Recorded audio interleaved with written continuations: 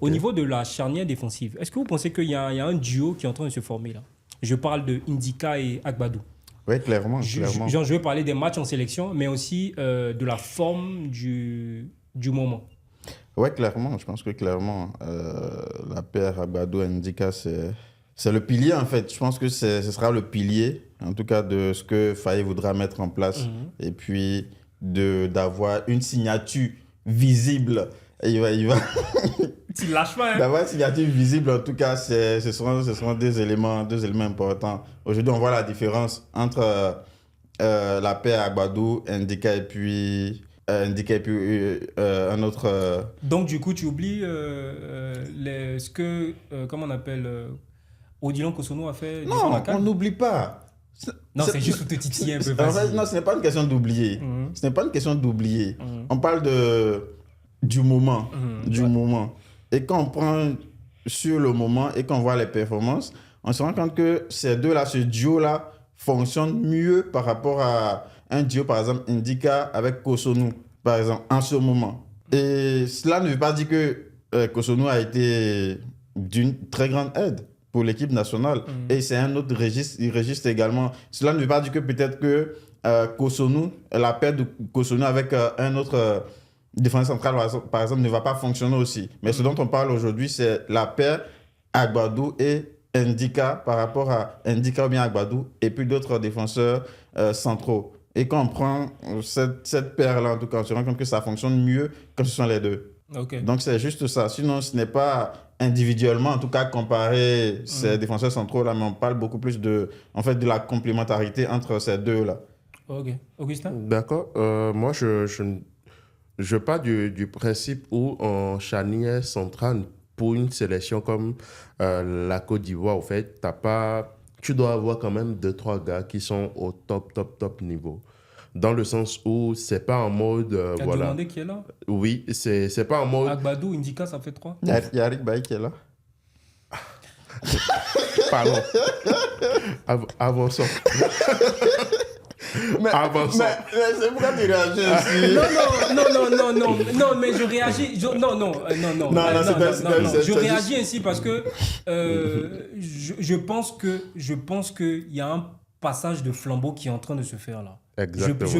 Je pense. Et donc, je pense que peut-être le coach va appeler Eric Bailly en cas de vraiment, si vraiment on n'a pas de genre de ressources à l'expérience. Je veux parler par exemple, le défenseur là, j'oublie déjà. Oh, mais c'est pas grave, il va me revenir. Donc, d'accord. Comme je le disais, au fait, la Côte d'Ivoire doit avoir de top défenseurs centraux et tout. Et au point où tu n'as pas forcément... Tu as des titulaires, mais celui qui est sur le banc, ce n'est pas le numéro 2, le numéro 3, mais c'est des titulaires bis. Tu vois un peu ce que... Je ne sais pas si vous voyez un peu ce que je comprends, mais juste pour te dire aujourd'hui, peut-être que tu le sais, mais la situation aujourd'hui des défenseurs qu'on a, oui, qui vont probablement être à la CAN, je veux parler de Ndika, c'est sûr que lui, il ne bouge pas. Oui. Parce que l'itinéraire de la CAN vote pour lui. S'il est en meilleure santé, parce qu'on lui souhaite, il sera là. Mais ça va se jouer entre ces trois-là, Kosonou, Agbadou et puis Ousmane Diomandé. C'est eux qui, actuellement, qui sont présagés pour... De toute façon, il faut en prendre 4 ou 5. En tout cas, il y en a déjà 4. Voilà. Donc, ce que je disais tout à l'heure, moi, je pense que oui, ces deux combos, c'est ces deux combos qui ont le plus rassuré dans les matchs jusqu'à présent. Jusqu'à présent. Ça peut changer parce qu'il y a... Ça peut changer en fonction aussi des différents tests que MS Faye fera sur les différents matchs. Et puis en plus, pourquoi pas une défense à 3? Ça a très bien marché contre l'Uruguay. Je pense qu'une défense à 3 serait pas mal aussi. Une défense à 3, ça dépend des configurations. C'est dans ce sens-là que peut-être que Ghislain Conan peut facilement perdre. Mais toi, tu as quoi, Ghislain Conan? En fait, j'ai rien contre lui. Honnêtement, j'ai rien contre lui. Tu le sais très bien, j'étais beaucoup titillé par rapport à lui, mais c'est juste... en termes de philosophie de jeu, et si on veut jouer beaucoup plus vers l'avant... En tant que piston, je pense que Ghislain Conan, c'est pas la meilleure... Et le piston droit, alors? Ouais, mais... C'est un go? Singo en piston. Oui, pourquoi pas?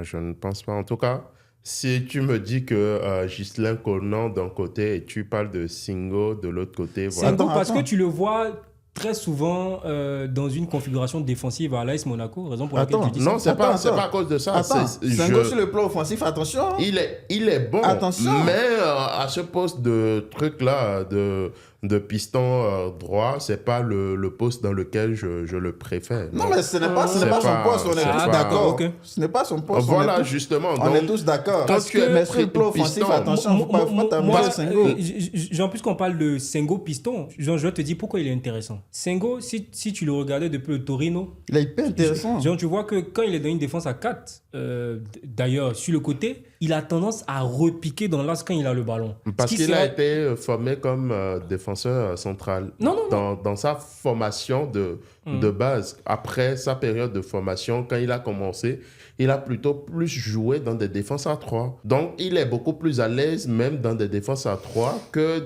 Mais dans ce cas, tu nous rejoins alors. Dans la Mais s'il est bon en défense, dans ce cas, tu nous rejoins. Dans piston, en fait. C'est ce que je disais. Parce que tu me disais tout à l'heure qu'on peut le mettre en piston. Je dis qu'il est mieux dans une défense à 3. Il fait partie des 3 défenseurs que de le mettre en piston. Justement, c'est pour cela que je dis, tu mets qui à droite? Bon, en tout cas, c'est discutable. Je pense que moi, je pense que c'est discutable. On va pas s'éterniser on y va. sur ce sujet-là. On va monter d'un cran.